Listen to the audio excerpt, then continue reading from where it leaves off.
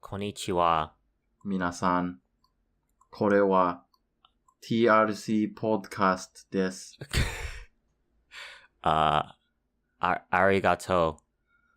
English. English. That's what Tristan does. Inu. Yeah? Those are the three words I learned when I was in Japan. Those are the three. Japanese. In Japanese. When I was in Japanese, that's all I learned. How? Did you really not learn any other words? You know what the word for train is? Did you learn what train was? Yep, Shinkansen. Oh, that's bullet train, but sure, good enough. Kansen. No. Shinkan. Shinsen.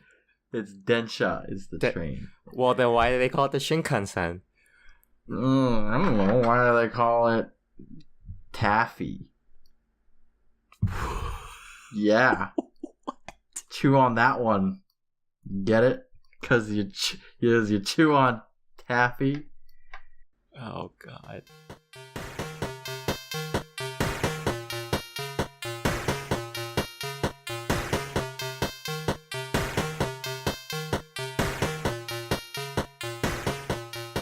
Welcome to TRC Podcast, a video games podcast where we try to bring the past and present together through examination of bi-weekly news and retrospectives on older games. I'm one of your hosts, Tristan Jung.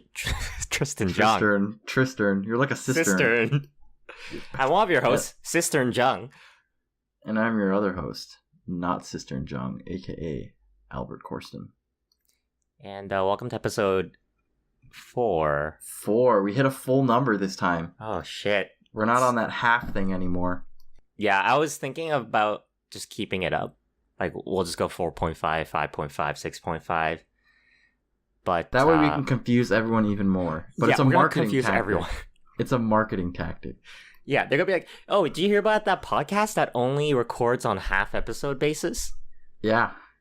And then the other person will say, yeah, I heard it's really shitty. That means we're cool, I think. No one else is cool enough to do it. Or either stupid enough to do it. Yeah, it's actually been a while since we recorded. I would say like a month? It's been a month since our last... It feels good to be back. There's actually been a lot of news since we last recorded, but we're just going to cut it down to the last 2 weeks because that's what we do. There's only one follow-up this episode. I know we gave Mass Effect Andromeda so much shit, but I guess that shit kind of perpetuated through the real world. And it sounds like BioWare Montreal wants to scale down their team and actually put the franchise on hold. Ouch. I mean, they say in their release that it was to add their talented staff to the Battlefront 2 thing. I'm gonna be honest, I'm pretty sure the team at Battlefront 2 do not want their animators at least working on that game. They don't want their animators on that one. Yeah, I don't know if that's an insult to Battlefront or to Mass Effect. I can't really tell. Hey, I'm pretty hyped for the next battle. I don't have an article on hand, but I recall someone from EA saying that the Battlefront 2 has 60% more content than the first Battlefront. And everyone made jokes that's like, oh, so you made it an actual full game and you're just telling us that the last one was shit. So, well, 60% of 0 is still 0. Oh, that's... I bought the game. I bought Battlefront 1. Did you really? Like the new Battlefront 1. Yeah. I bought the Ultimate Edition, which comes with all the DLC. And I still had to, unlock all the shit. Unlocking is annoying as fuck. Nobody plays half the maps. It's it was really bad. I heard there's only 8 maps, too. Yeah. Yeah. And coming from Battlefield 1, where, it's 32 on 32, and you go to 16 versus 16, I believe... No, maybe it was 24 versus 24. Either way, it just felt really boring. I just don't like Battlefront that much. Well, either way, EA was... I don't know. They had Mass Effect, they had Battlefront. They've dropped the ball on 2 big releases in the past year, I would say. Pretty hard. They did well with Titanfall. If Battlefield 1 didn't eat all of its sales. Yeah, I know. Well, Big Daddy EA moving on from killing its children to killing itself. Yeah. we don't have any more studios to kill. Just kill our own games. Rip.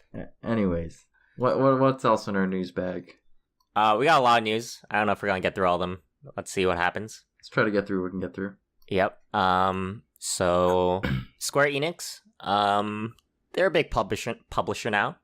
They publish a lot of games. They do. They also own the rights to Hitman, I believe. And this week they decided to part ways with IO Interactive, who they own. So I think Square Enix wants to let them go, which is kind of weird because Hitman 2016 was really, really good. Have you played it? I actually didn't. I played 2016.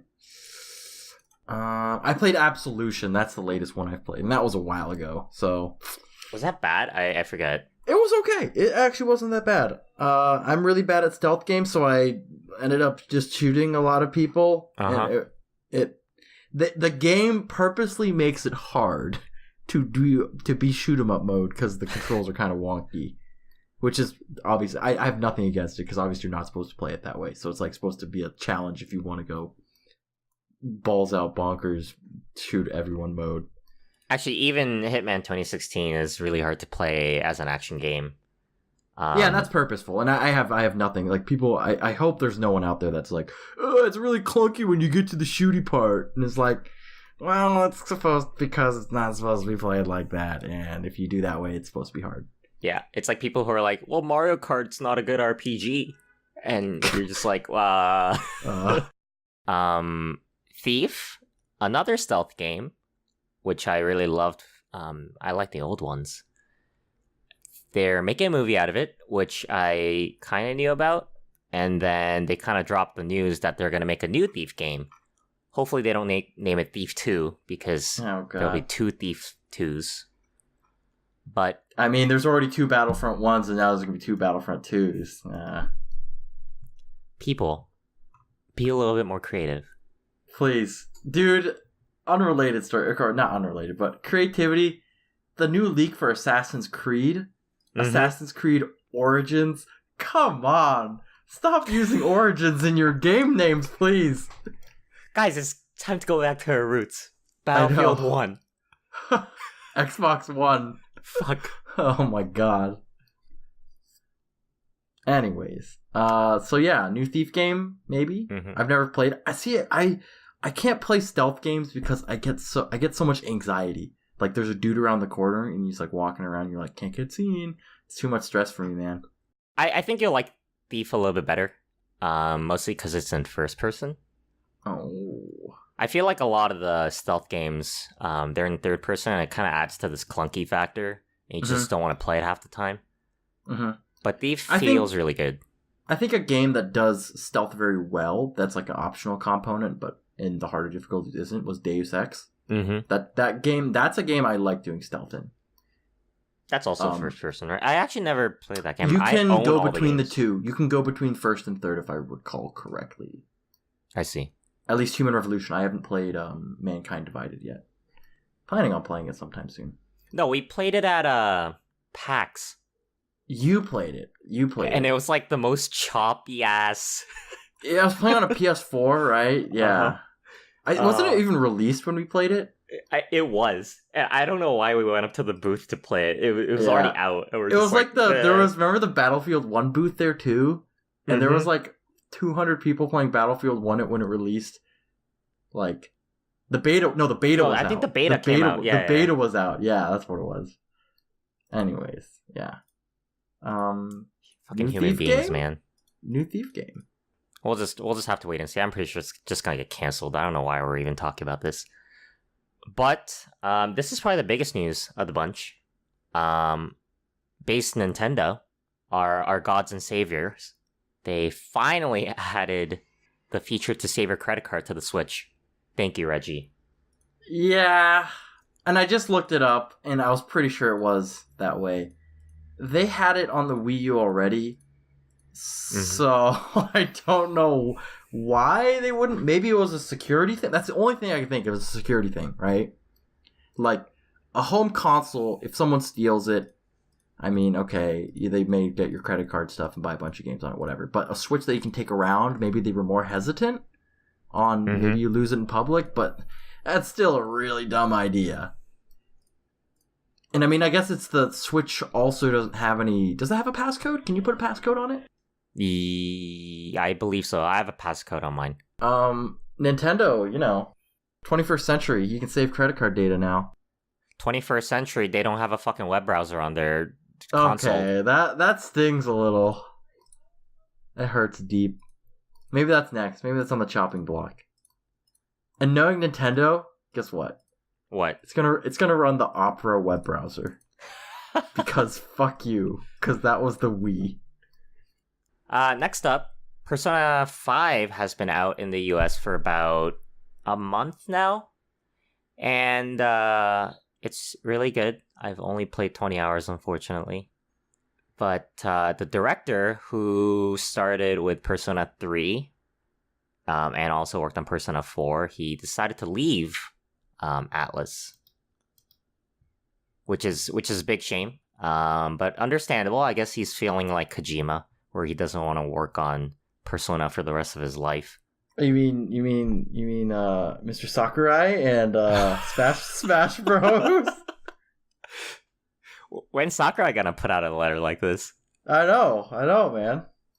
Oh man. But good on him. I'm kind of disappointed because Persona 3 to 5 were really well made. I didn't like 1 and 2.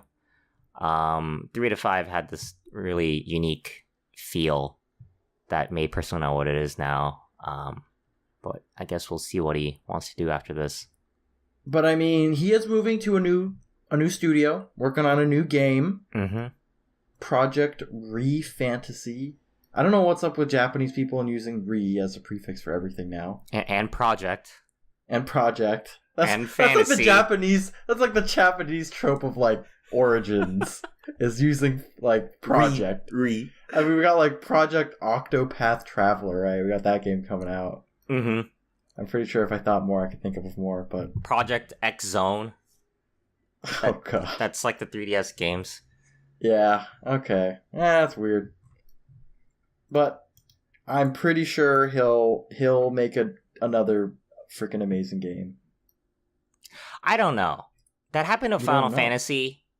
Like the original Final Fantasy director, he left to make an RPG, I would say, last decade. And it was, like, kind of bad. Yeah, I guess I don't know who's on his team, right? Yeah. We'll see. Either way, it's a big loss. It's either going to make Persona shit, or it's going to make his new game's going to be shit. Is there any good in this? Well, whichever one is shit, the other one will be really good. Okay. You're hoping that. That's the best case scenario. Okay. Yeah, sounds good. And finally, this happened last week. They finally picked the 4 World Video Game Hall of Fame inductees for 2017. This year's 2017. Mm-hmm. It is. There were a lot of nominees, which I'm pretty sure you played most of them, right? You've played FF7. I have played all of them but Street Fighter 2. Well, let's leave them out first. So we got Donkey Kong, the original, Halo Combat Evolved, which is the first Halo, if you don't know. Pokemon Red and Green, or Red and Blue, if you are in the North America, or how about not Japan region. And then Street Fighter 2 is the fourth one. Which version, though?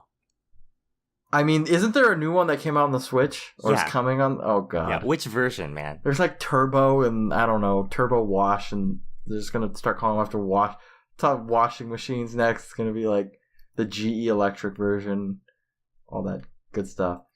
But I guess we'll go through the nominees, because we might get some rage in there. Mm-hmm. Final Fantasy VII. Mm-hmm. Microsoft Windows Solitaire. I love how they went with the full name. Like, give it the full credit right there. Microsoft Windows. Well, I mean, it could be another Solitaire game that was very popular, I guess. Like the physical Solitaire game inducted into the Video Game Hall of Fame. Mortal Kombat Original. Mm-hmm. Myst. Portal, which is episode 2. If you haven't seen that, you should see that. Resident Evil. Tomb Raider. I assume that's the original Tomb Raider. Yep. And Wii Sports. Yeah. I mean, that's a solid list. So the categories are interesting. The criteria. So there's the icon status, which is the game is what. Let's go through each of these and talk about the icon status. So the first one is the game is widely recognized and remembered. So Donkey Kong, I mean, easily the most well known of. Actually, Pokemon Red and Blue / Green might be more well known than no, I don't want to say that. I would say Donkey Kong probably, especially among the older generation. Yeah, it depends who the judges were that inducted these games. Yeah. I definitely feel of all of these that the only one that might have had a close call is maybe Final Fantasy VII. Maybe actually Solitaire. What? And I was thinking more Tomb Raider. I don't think... Well, I mean, I look at criteria, right? Mm-hmm. And you got... Let's go through the criteria because we just kind of skipped over that. So there's icon status, which is the game is widely recognized and remembered. Longevity, the game is more than a passing fad and has enjoyed popularity over time. Geographical reach, the game meets the above criteria across international boundaries. Mm-hmm. And influence, the game has exerted significant influence on the design and development of other games, on other forms of entertainment, or on popular culture and society in general. A game may be inducted on the basis of this criterion without necessarily having met all the first three. Oh, I see. So if you just make one really, really, really good game, it might just go in there. Yeah. Like Wii Sports. I think Wii Sports was too much of a longevity. It was really popular for a couple of years, and then it just kind of died, right? Like no one talks about Wii sold Sports. like 80 million copies, if I remember correctly. I mean, quote sold, right? It came with the console, so I mean, does that count as a sale? I guess. I mean, if the PS2 bundled a game into it, it would have been the best selling game of all time, right? Because PS2 is the best selling console of all time. I think that Tomb Raider lacks out on the geographical reach. Yeah, I agree on that. I don't think the eastern part of the world really digs Tomb Raider that much. Yeah, like the Asia, that region. Mm-hmm. Yeah, and icon status, I mean the character maybe, but maybe not the game. Lara Croft. Did you play the new one? I hate tombs. I hate no, tombs, I haven't played the but I newest must one. raid them. Yeah. My name is Lara Croft. Oh, God. Can you keep doing your British accent for the rest of the podcast? No. My teammates are dying. I'm Lara Croft. Okay. Honestly, you could do Zelda's voice and it would have been better than hers. Link, the blood moon rises. The blood moon rises once again. Please save me, Link. Oh God! Please, okay. It's been 100 years. It's too much. Anyways, Pokemon definitely. I think of all of these, Pokemon and Donkey Kong are the most deserving. I think of all these four. I think the weakest contender is honestly Street Fighter 2. I might get flack for saying that, but I think Street Fighter 2 is. I mean, I think it beats out the nominees, but I think of the four that did get inducted, I think it has the weakest argument.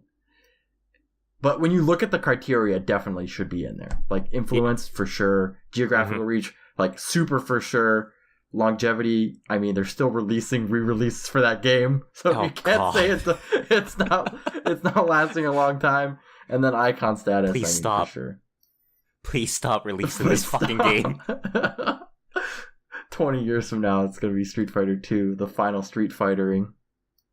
Final Street Fighter 2. Yeah. Really, this time. That's after the colon. For reals. For reals. Yeah.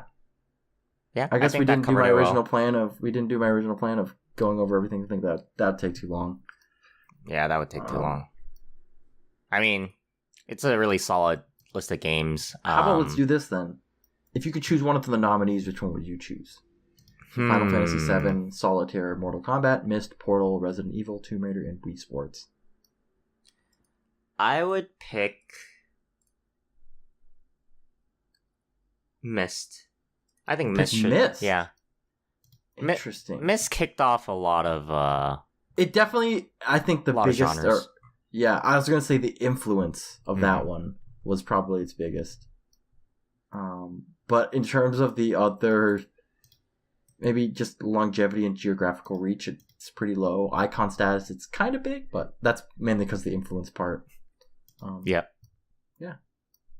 How about you? Oh, I was gonna say Final Fantasy VII, probably. Oh. What a surprise.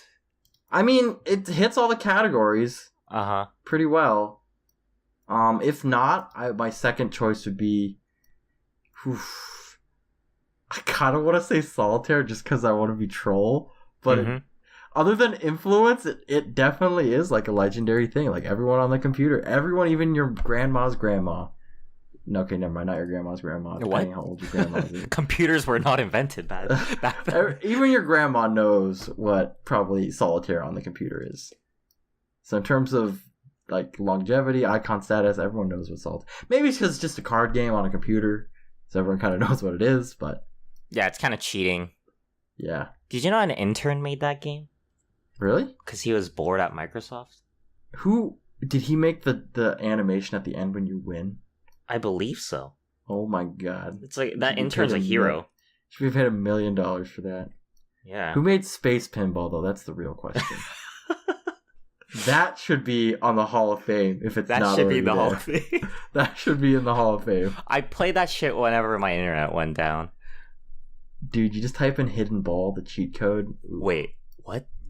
I didn't know about this. It's the one where if you type in, or Hidden Test. Sorry, Hidden Test.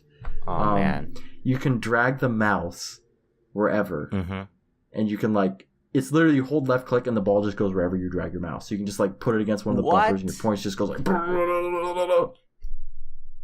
That's fucked up. Wow. Learn to pinball, buddy. Says the guy who played pinball at something. I forget. I played pinball somewhere and I was really bad at it.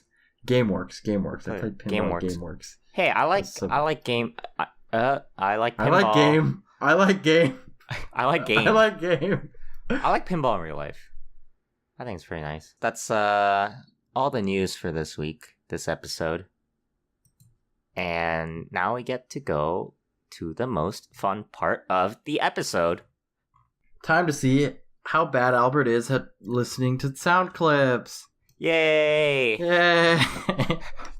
No, it's find out how bad Albert is at guessing games from a Metacritic score. Yay! Oh, God, why? Because, Metacritic score is very... You give me a release date, too, at least. Yeah. All right. Are you ready? All right, I'm ready. I noticed that we were edging towards the less than 9 years mark recently, so I took it back. Ooh, you retroed it. I retroed it. I rewound the cassette tape. And this game was released October 29th, 2003. Ooh. I'm gonna guess. Guess? Okay, I have no idea. I was gonna guess something, but I feel like I'll seem stupid if I guess it. But you want me to guess it anyways? Up to you, man. Battlefield 2. No. Okay. I don't know. I was just thinking of a game that came out in that time that an October release. I don't know if they even had an October release date for the Battlefield game. Anyways. All right. Let's keep moving. Release consoles. All right. Okay. Windows. Okay. OS X. Okay. N-Gage. N-Gage. Oh man, dude, isn't that the taco thing? No, N-Gage is it's a cell phone that was like a video game console at the same time. Yeah, wasn't that what everyone called it? Looked like a taco? Oh, did they? Fuck. Sure. Yes. Yeah. Know your meme. The N-Gage's awkward design. It's sideways against your head, which resembled a taco attached to your head. It led to the mocking nickname the taco phone. PC Mac. N-Gage. And N-Gage. Okay, I don't know, dude. I need more. All right, one more, which is the game rankings score. Oh man. On PC and OS X, it got 92. Oh man, this is a good game too. But on N-Gage, It got 68. Okay. Wait, was it a simultaneous release? Do you know that? No, it was not a simultaneous release. Didn't come out for consoles. A PC game in 2000. Okay, I have no idea, dude. 93. All right. That must have been a good game. All right, I got your favorite sound clip. Oh no. Oh, it's Call of Duty 1. Yes, sir. Oh, I know that sound from anywhere. Call of Duty 1. Do I have to say 1? Do I have to say 1?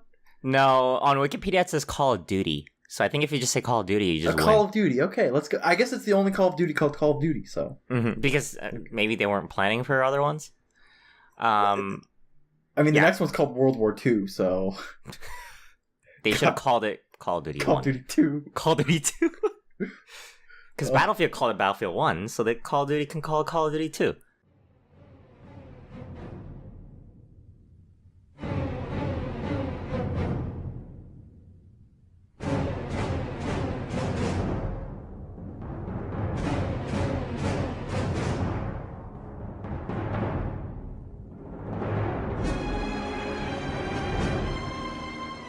Call of Duty, period, was developed by Infinity Ward and published by Activision on October 29th, 2003. It is a first-person World War II based shooter, which was kind of a big thing back then, right? It was huge. I have a list of similar games that came out in a 1 year period. Okay. I'm gonna try to say it in one breath. All right. Okay. I'm holding you to it. Return to Castle Wolfenstein, Wolfenstein Enemy Territory, Hidden and Dangerous 2, Medal of Honor Allied Assault, Medal of Honor Allied Assault Spearhead, Medal of Honor Allied Assault Breakthrough, Medal of Honor Rising Sun, Medal of Honor Infiltrator, Deadly Dozen Pacific Theater, Battlefield 1942, Battlefield 1942 Road to Rome, Battlefield 1942 Secret Weapons of World War II, Day of Defeat, Commandos 3, Destination Berlin. Those are a lot of good first-person shooter games you just listed. Yep. And they all came out roughly 2002 to 2004-ish. You know the funny thing? The funny thing is that Call of Duty has been like a strong point for so long that its arch nemesis game has changed from Medal of Honor, which flopped eventually, to Battlefield. That's a great point. It's like that's how long it's outlasted a game franchise, and it's still like selling like hotcakes. Yeah, it's I mean, going into some background, like you said, Medal of Honor was the king of World War II shooters back then, and it was made. World War II was made by ? Because I don't have it written down here. But World War II was made by Nazi Germany when they invaded Poland. No, sorry. Is that where you were leading? No. I meant Medal of Honor. World War II was made by, and then you stopped, and I was like, "Did you want me to fill in the blank?" No, I remember. Medal of Honor was made by 2015 Studios, 2015 Inc. And so they didn't last till 2015.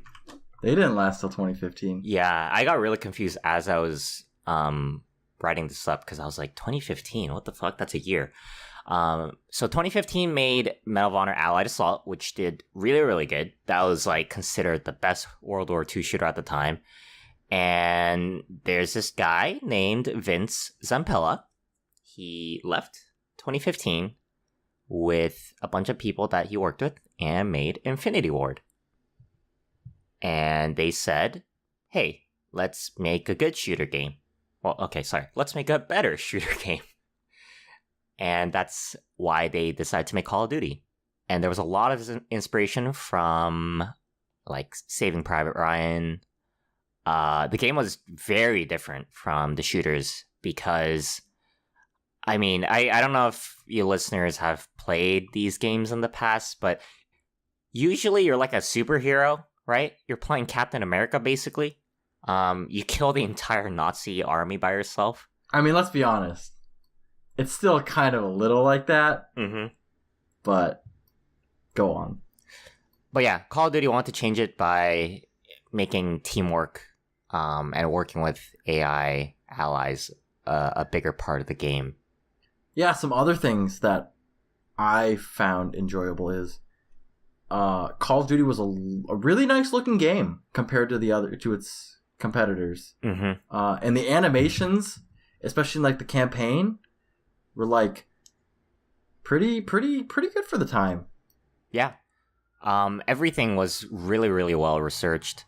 They looked at weapons, artillery, vehicles, and kind of like mimicked every single animation and sound. Yeah. The sound design was really great in that game. Like, I can still remember what the bar sounded like, the BAR. Just like the heavy thuds. And the Thompson just was like, brrr. It was just like, ooh. And other than the fact that it was a Garand, like the sound clip, like, I still remember it's from that specific game. And I don't know if I'm sidetracking or anything, but my other favorite thing about that game was the campaign was super amazing. Yeah, the campaign was really different. Like, they split it out into 3 theater. What do they call it? 3 theaters? Factions? Not really theaters. It's all on the European front, but yeah, it was on the European front. But you played it as like an American, a Russian, a British, and the British. Yeah. Which is, I don't know. When's the last time you played Call of Duty 1? Oh, geez. Like 06? Yeah, I played it in like around that time too. Again, I played it maybe like 08. Mm-hmm. And I don't know. It was just me. I'm just gonna talk about some of my favorite missions from that game, if you remember. So definitely the shit your pants moment was the first Russian mission where you have to run up the Volga River on the hillside, and you don't have a gun. Yep. You're like, wait, don't I get a gun? And he's like, nope, you get bullets, and your partner has a gun, and you have to run up that hillside while hiding behind cover. That was like an amazing experience. And then the other one of my favorite missions that I remember is you're in like it's an American campaign, and you're in like a German town, and you're escaping the next day, and you're in a Jeep. It's a vehicle mission. Yep. And like you have to like run away from like a million guys and like shoot the machine gun. Oh my god. That's great. It's a great campaign. I mean, it's really weird because, like, you wouldn't think Call of Duty was unique nowadays, but this first one did really, like... Yeah. It had some really nice things that we didn't see before. It was, like, groundbreaking in a lot of ways. I mean, I would think it influenced FPS heavily in, like, the games that came after. Oh, yeah, definitely. Especially in terms of, like, the multiplayer aspect. Mm-hmm. Everyone stealing stuff from Call of Duty when it first came out. I would say, like, after the first 2 came out. And then it just got worse after Modern Warfare. That's why eventually people are really sick of shooters in general. Yeah. I think I don't know if they mentioned this in the new Call of Duty, but the first one was the only game, if you've never played it, it actually used an HP bar system, so you had to pick up HP kits and stuff. Every other Call of Duty game after that, you'd regen HP. I don't know which is more realistic. It's not supposed to be a realistic game, but do you think a guy who gets shot 5 and then just sits still for 10 seconds and heal, or is there a guy who just picks up a box on the ground and heals? I mean, hey, but at the same time, even Battlefield took the regen system eventually. Oh yeah, but it did a both. Mm-hmm. It did a HP. I mean, I guess obviously, but technically, Call of Duty does have an HP system. It doesn't have a bar that you can see your HP go down. Obviously, right. you have a certain amount of hit points. It just hides it from you. I mean, if the blood goes away from your eyes, then we're all good. Yep. Or what did people used to joke about when the first game to do that, where it's like somebody spilled jam on your face or something like that? What? Because that's what the blood splatter on your... I think it was Call of Duty 4, Modern Warfare. Where like when you dye the blood and just look like jam, someone threw jam on your screen. Like jelly jam. Mm-hmm. And you just lick it all off. You just lick it all off.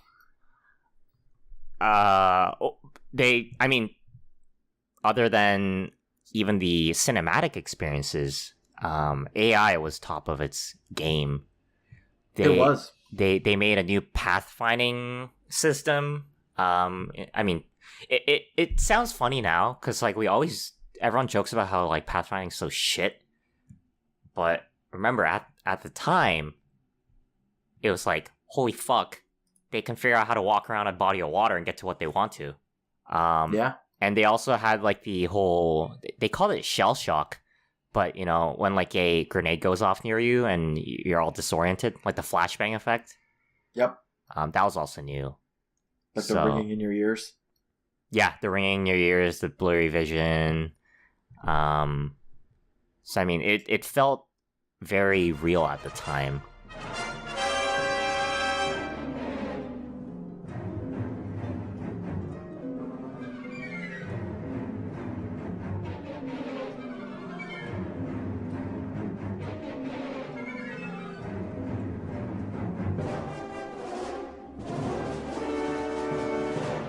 I was going to talk about the multiplayer again. An interesting thing is, I mean, I don't want to enrage anyone who takes Call of Duty very seriously, but it was, compared to now, in my opinion, it was a very skill-based game.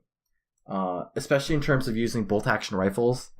They were very, like, Car 98, man, and, like, if you were really good, you could one-shot people with that. Oh.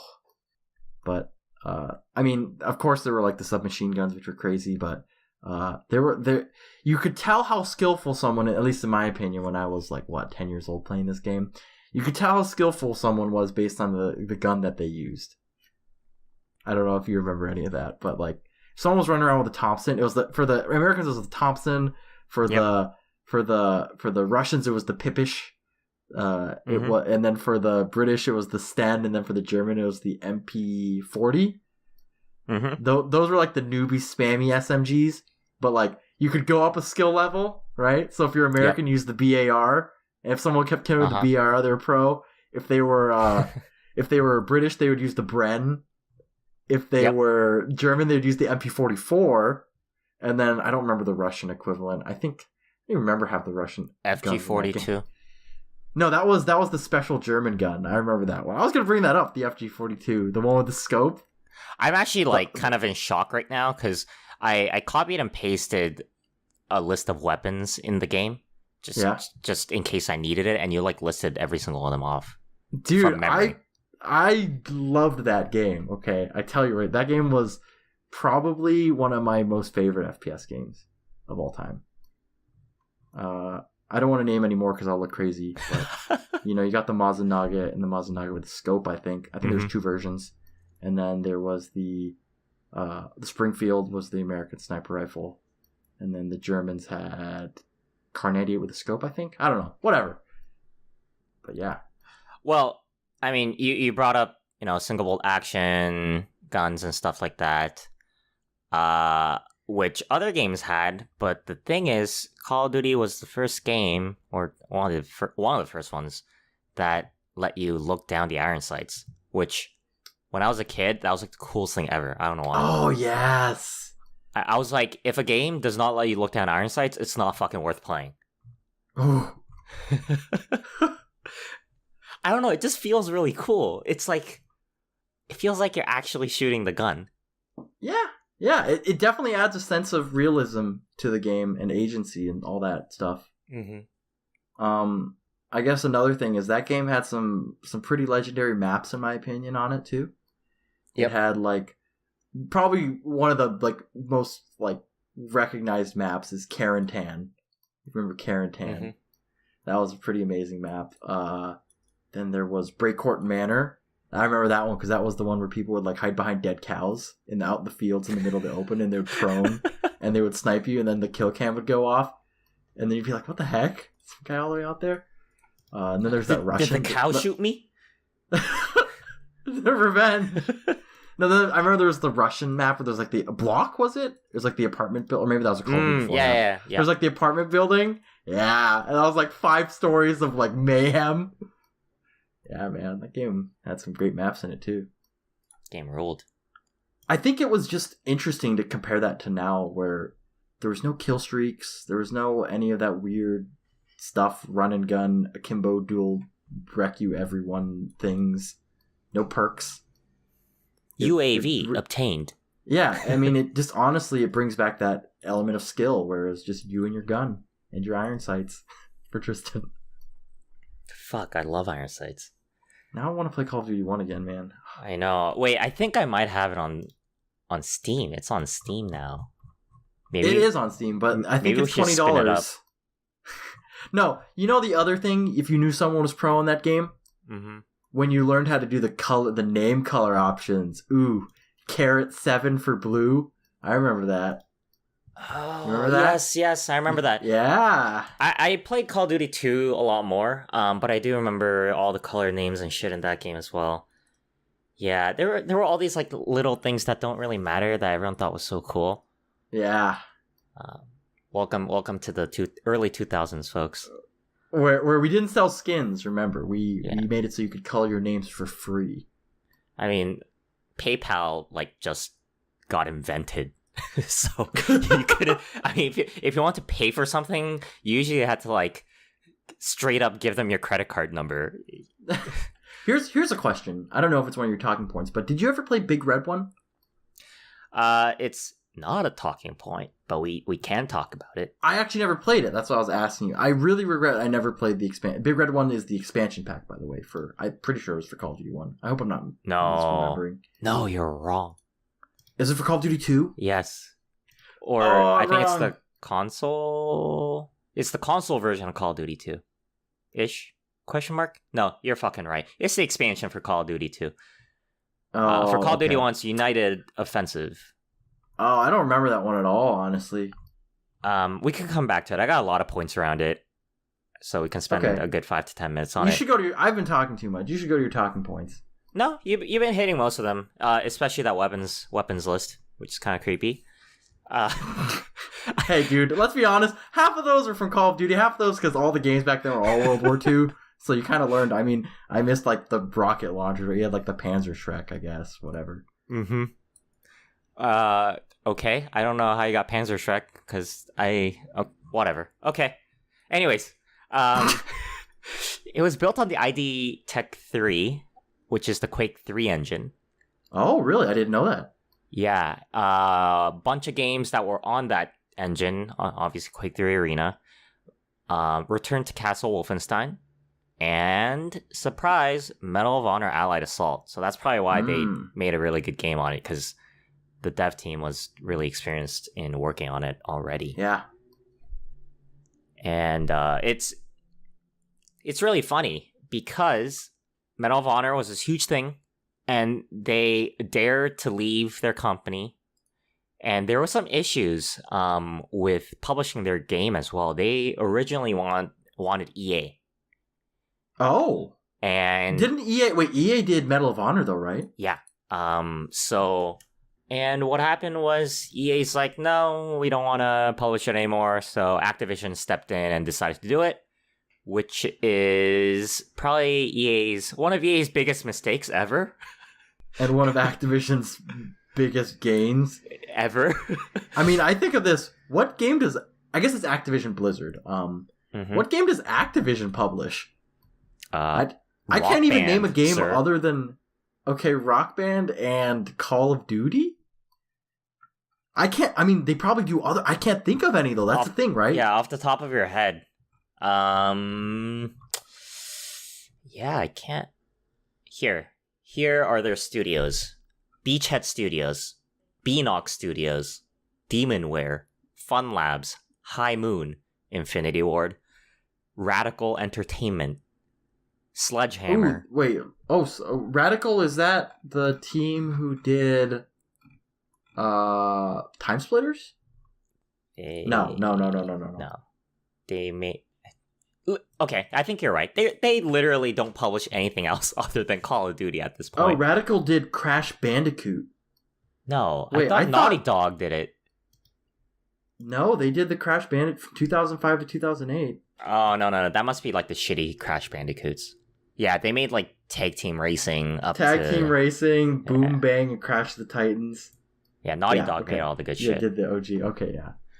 Here, so literally. Activision has 3 studios that just make Call of Duty games, so, it's like, just take that however you want to take it. That's all they make. Bobby Kotick laughing his way to the grave. And the last thing about development, before I forget, is music was by Michael Giacchino. I don't think you say Jackson. I think you say Jackson. And Michael Jackson. He is actually a really big guy in Hollywood. He did the music for Star Trek and Super 8 as well. Oh, okay.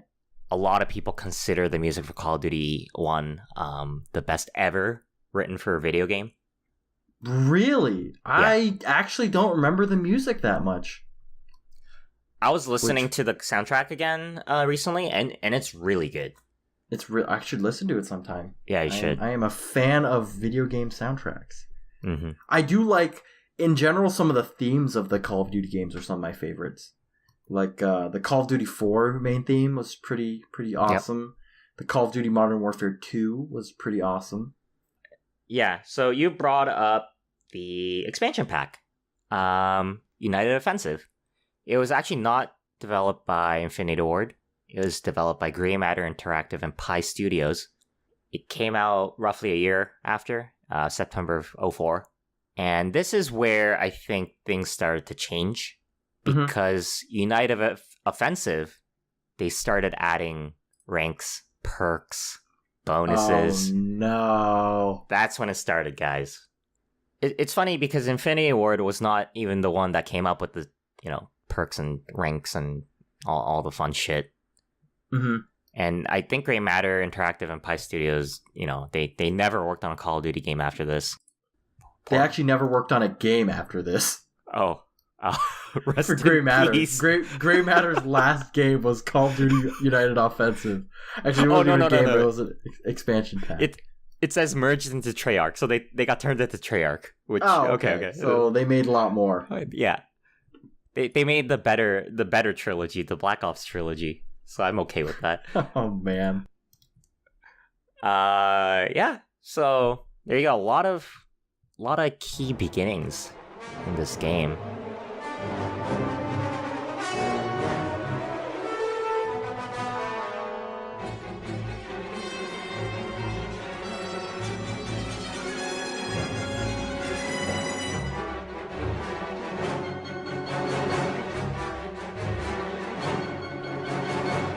It's interesting. I just want to bring up that point you made at the beginning where we mock Call of Duty nowadays for its lack of innovation for the most. I mean, in the later games, it's in the most recent title. I hear it's making a comeback in terms it's making some cool, innovative stuff. But especially during that, like the World War II one or the Modern Warfare, Advanced Warfare or World War II. Well, I was saying how the recent ones like Advanced Warfare 2, but I was thinking more especially like the Modern Warfare 3 era where it was getting real stale and people weren't saying it was doing anything interesting. But back then it was like the innovative first-person shooter game. Oh yeah, like Modern Warfare 1 and 2. Holy shit, that was insane. And like the original, especially the original. Yeah. I mean, I would say Modern Warfare, the reason why it was so innovative was because it was the first game to go modern. I hate to use that word, but go modern. Weird. And now we're going back. Weird. You want to hear a story about Modern Warfare 3? Sure. So, what happened is Jason and Vince got fired from Activision because they were colluding with EA. Weird, right? They worked with EA before. And now they're thinking. And I wonder who are they working for now? Thinking. Respawn. So when Call of Duty Modern Warfare 2's DLC shit was coming out, they purposely, moved their release schedules and their marketing schedules around so that Battlefield Bad Company 2 could have more attention. Ooh. And then they started suing each other. Vince and Jason started suing Activision, and Activision, like, it was a huge fight. So they fired them, and then like 46 members of the development team also left. And then they went to make Respawn back at EA, and then I have it in my notes in all caps. Weird. Not suspicious. Totally a coincidence. And then, I mean, in a way, those two guys I think they like trying to make innovative games in terms of, they made Titanfall, which, I mean, isn't the most popular game, but it definitely is very unique in terms of its gameplay and the style that it does for a first-person shooter. Yep. Side note, Call of Duty introduced the best time-traveling warrior of all time, Captain Price. Oh. Thank you for bringing that up. He fights in every war ever, and he never ages, and he looks the exact same. I mean, once we get to Call of Duty 20, set, on an alien in home planet. III, in Mars. On Mars. We're going to find out that Captain Price is a time traveler for reals. I mean, sure, dude. At that point, he's the biggest badass of any game. Oh, man. That's great. I'm happy you brought that up. Dude, I love Captain Price, man. Yeah. This game was a lot of my childhood. Mm-hmm. Which, back then, I will say, was not full of little 13 I mean, I was like maybe 13 when I played this. No, older, younger than 13 probably, but like, there wasn't the stigma that you see those Call of Duty kids playing nowadays of, fuck your mom, blah, blah, blah, blah, blah. Because like if you wanted to play Call of Duty back then, you had to be like smart. Yeah. Not only that, there was no. I think an interesting thing to think about is there was no matchmaking back then. Mm-hmm. So if you would join a server, and when you found a server that you liked, you would always go back to that server. Right. So you would get to know the people, and it would form a community, and you wouldn't be assholes to each other.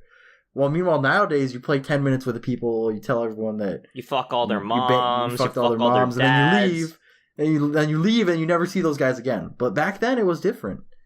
You made friends with the people you played on these servers with.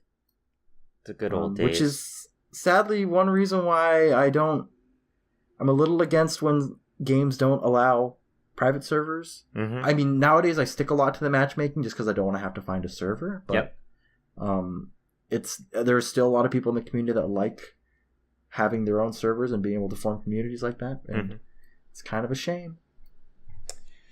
Well, it's all about the lowest common denominator, I guess. Yeah. Another interesting thing that I'll bring up again: the tank missions in this game. There were tank missions in this game, right? Mm-hmm. I'm not thinking of another one, right? Yeah, I'm pretty sure there were. They were okay. I mean, all the vehicle missions, I think, in all the Call of Duty games kind of suck. Even in Modern Warfare 1. I think Call of Duty 2 did it pretty well. There was like the Desert Fox missions where you're in the desert playing a tank. Mm-hmm. I thought those were okay. I just don't like tanks. They're like so clunky. That's true. I like Call of Duty 2 is my favorite one, and I still did not like the vehicle missions. That's true. Call of Duty, yeah. I think Battlefield does it best. Even though in Battlefield, honestly, they don't even put the vehicles that much as like missions. I mean, there's a few, but like for a game that separates itself from Call of Duty with vehicles, it doesn't emphasize the vehicles too much in the single player campaigns. Yep. Did you know this game is the only Call of Duty that never got released on console? Is that why it's great? It's because they didn't dumb it down for consoles. Oh shit! I take that back. I don't mean that, but I mean they ported it to PS3 and Xbox 360 in Modern Warfare 2. Like if you bought the collector's edition or whatever. Okay. But so other than that, like the original Call of Duty game never came to console before. Do you know if Medal of Honor came out for console ever? The original Medal of Honor came out on PS1. Okay. Interesting. That didn't even hit me. I didn't. Yeah. I think the only console I owned back there was a GameCube. So back then it was a GameCube. So.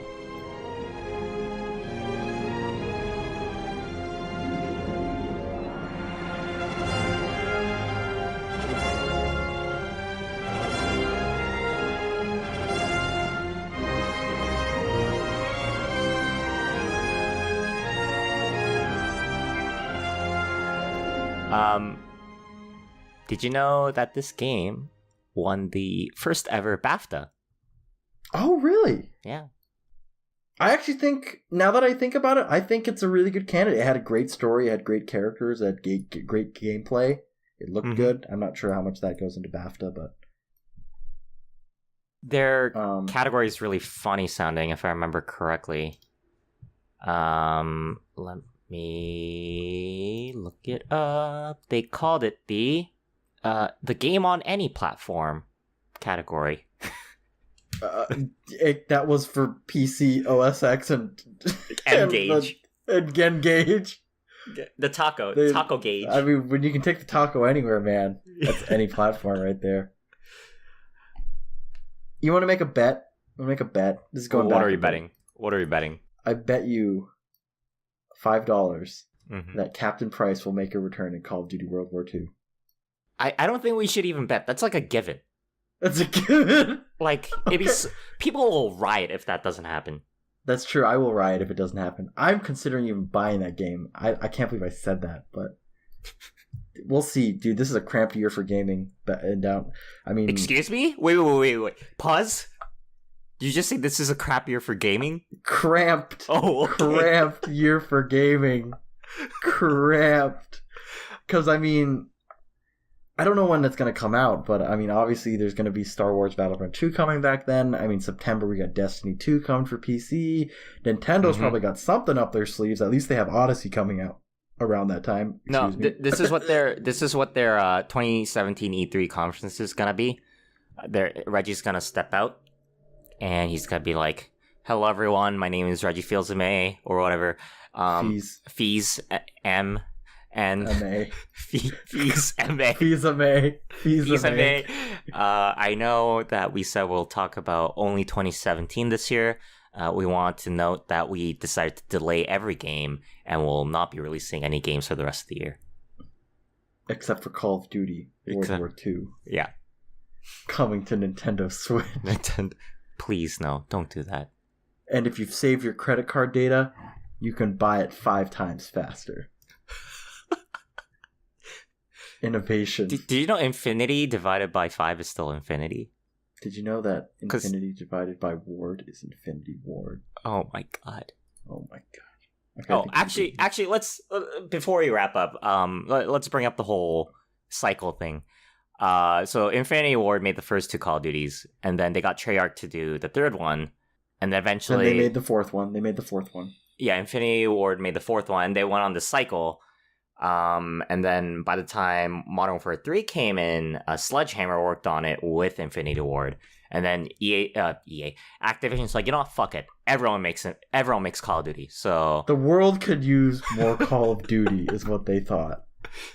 So the 3 developer studios, Infinity Ward, Treyarch, and Sledgehammer, go on a 3-year cycle to make Call of Duty games. Which sometimes it doesn't seem like it, but... Yeah, because they're all bad now. I'm reading right now about Call of Duty, and it beat one of my favorite games of all time for Game of the Year award. But I won't get salty over that. The old one? The first one, yeah. It beat up Command and Conquer Generals. Command and Conquer Generals for Game of the Year. Where? At whose? The Academy of Interactive Arts and Sciences. I see. All right. You have more talking points?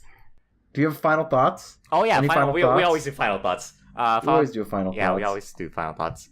I'll give my final thought. No, we're just gonna talk over each other for the rest of the episode. No, that's our final. You usually go first, so I'll let you go first. All right, final thoughts. Awesome FPS. Kind of revolutionary. Yeah, I don't want to say kinda. Let me redo that. Awesome FPS. Pretty revolutionary game. And it was loads of fun when it came out. For me, I think it kind of sparked the whole FPS love I had for the longest time. Especially for Iron Sights. Dude, you got something wrong. I have a hard-on for Iron Sights. I got some weird Iron Sights fetish. Do you go to gun ranges not to shoot them, just to look down the iron sights of guns? No, sir, take off the iron sight from the gun. I don't need the gun. I just need... You can't take off an iron sight. It's part of the gun. Sir. Anyways, I love the game. definitely did bring a lot of revolutionary stuff to the table. I'm just really sad they kind of shit on the series recently, hoping they'll bring it back with World War II. But it has its special place in my heart. I still I'll reserve future judgments of that game. Yeah. So thanks for tuning in for episode 4 of TRC Podcast. You can find us on Google Play, iTunes, Stitcher, Pocket Casts, and wherever else you may get your podcast fill. Feel free to follow us on Facebook, Twitter, and Instagram. We're at TRC Podcast on Facebook and Podcast TRC on Instagram and Twitter. I've been one of your hosts, Tristan Jung. And I'm your other host, Albert Corsten. And as always, I'm really feeling it.